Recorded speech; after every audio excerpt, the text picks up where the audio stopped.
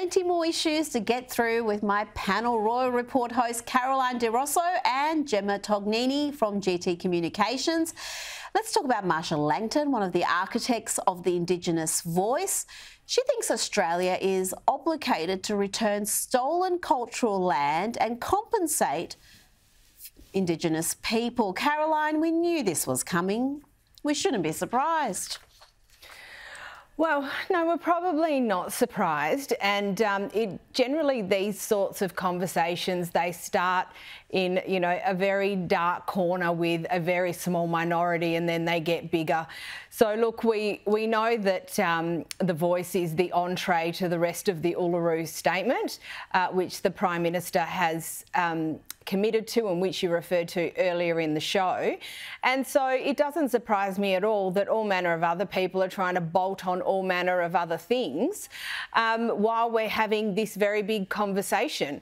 Now, look, I think there's going to be, you know, very significant hurdles, let's just put it politely, in what Marsha Langton is hoping to achieve. And, you know, there's a point where everyone wants better outcomes for Indigenous people, but it doesn't mean that it is solely the responsibility of everyone else or solely at the sacrifice of everyone else. So it'll be very interesting to see what happens. I'm not really quite sure that the electorate has an appetite for that, though. No, and the electorate may not even be aware that we've already handed around half the country to Indigenous groups, something Warren Mundine speaks about, and the outcomes there haven't always been fantastic either. Now, let's talk about voice campaigners targeting cricket fans at the Ashes. Surely not. Gemma, I mean, sporting fans who are trying to enjoy a day at the cricket, surely they should be left alone. They should not be accosted by these activists. I don't actually have an issue with them trying to engage with sporting fans. I think that's just part of a functioning democracy, but I do question whether it's actually an own goal. Like, if you're going to the cricket to watch the Ashes, I reckon that's probably not high on the agenda of what you're thinking about. I think, you know, perhaps not a good example because the grand final is typically in Melbourne and we all know what the socialist state of Victoria is like. But if you're going to the NRL grand final, if you're going to the sport of choice to go have a relaxing day, do that sort of thing, the last thing you want to be presented with is a political argument of any kind, be it about the voice or be it about anything else, and let alone at going, you know, doing it at the Ashes in England. It's kind of like a weird flex to me. Well, I would love to encounter these types going to a sporting event. I'm sure they would love a robust debate. Sure, I would just pay leave to see people that. alone. I mean, well, I think it's almost like being approached by those people seeking donations when you're trying to cross the street. Just leave people alone in peace sometimes. Now, Joe Biden has, for the first time, finally, after 4 years, acknowledged his 7th grandchild. This is little 4-year-old Navy, who lives in my old hometown of Arkansas. Well, poor girl. I mean, I feel terribly sorry for her. Her mum has been taking care of her. She used to be a stripper. The father, Hunter, deadbeat dad, had to be taken to court just to provide some financial support. But Gemma, what does it say that the president, what does it say about him that he had to be shamed into acknowledging his own granddaughter?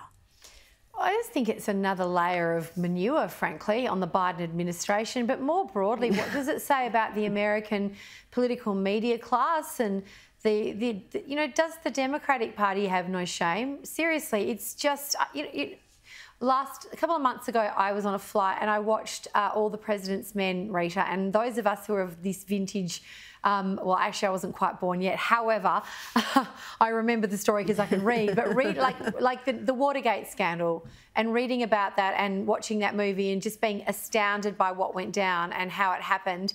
And, you know, does the office of the president not mean anything to these people? And maybe that sounds a bit naive, but I still believe that those who are elected to serve are elected to serve, and not themselves and not their families and not their bank accounts. They work for us, And it doesn't seem to me that there's any reflection of that certainly in the US situation at the moment. And as for Biden, then surely the net is tightening around him, whether or not it's his own decline in cognitive health, or whether it is the myriad of legal and political problems that he's dug himself into just by sins of omission as much as commission. Well, he said he was going to restore decency and honour into the White House. I don't know if that's happened, Caroline, but the polls... the polls haven't been great. Let's look at the latest CBS poll, and it's a record low. 60% disapprove of Biden's overall job performance and 66% disapprove of his handling of the economy. Is he going to be the candidate again, Caroline? Surely he can't be. Surely he can't be. And while those are very low approval and approval ratings, I reckon if you did the one of who would you prefer, Joe or Kamala, it'd be 95% in favour of Joe, which really doesn't say anything else much for the depth in the Democratic Party. Surely the operators and surely the strategic heads, the people within the Democratic Party who actually have political judgment can't let this man go to the next election campaign. Because last time, sure, he could hide in his basement because we still had COVID and all that jazz. But this time around, he will be expected to be out and about. And we know that the campaign trail is gruelling for the presidency. And I just can't see how he has got the cognitive ability or the stamina to be able to go through that, plus another 4-year term on the other side. I just don't see it. Now, back to local news. Hundreds of supporters have attended a sold-out Liberal Party fundraiser in Melbourne's western suburbs, headlined by expelled Victorian Liberal Moira Deeming. This comes a week after Deeming addressed the South Australian Liberal Women's Council AGM, where she received not one, but 2 standing ovations. Gemma, the Vic Liberal leader could only dream of having that sort of appeal. This is crazy to me that one of the most popular Liberals, possibly the most popular Liberal in Victoria, is banned by the Victorian Liberals. It's a special group. It's a special. I'm